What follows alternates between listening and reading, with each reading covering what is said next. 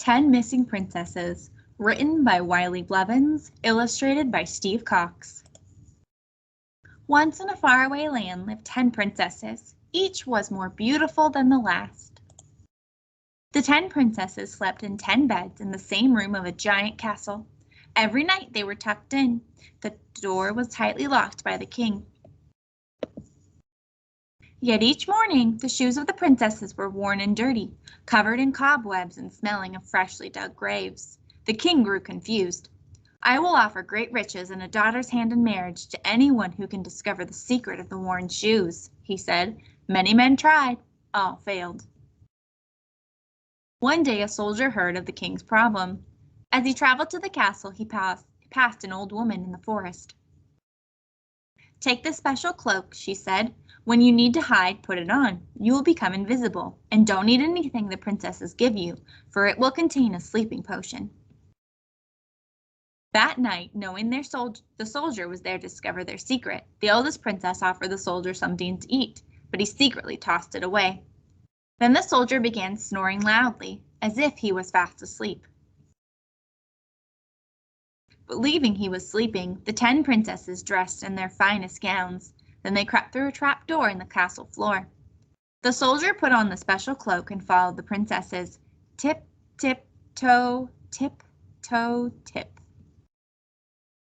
The princesses walked into the forest and passed 3 large groves of trees. The first had trees with silver leaves, the second had trees with golden leaves, and the third had trees with leaves of shiny diamonds. The soldier snapped a branch from each type of tree and hid them under his cloak. Finally, the princesses arrived at a small lake. There, 10 ghostly princes with 10 small boats awaited them. The princes rowed the princesses to a castle on a hill. The soldier waited below.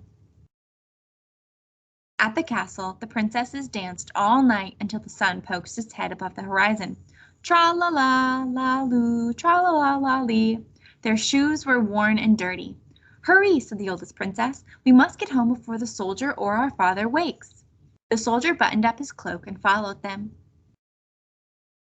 That morning, the king called the soldier to come before him. "Tell me my daughter's secret," he said, "or you will die like the other men who failed."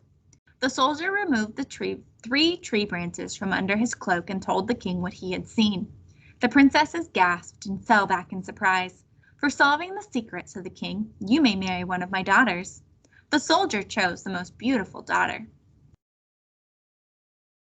On their wedding day, the princess took the soldier into the forest. They walked past groves of trees covered in leaves of silver, gold, and diamonds. Then they began to dance. But as they did, the princess turned from a beautiful girl into a skeleton. She giggled and twirled as the soldier desperately tried to free himself. It was no use. The soldier would never leave the forest. There he remains as another ghostly prince in the castle on the hill, waiting to dance the night away. The end.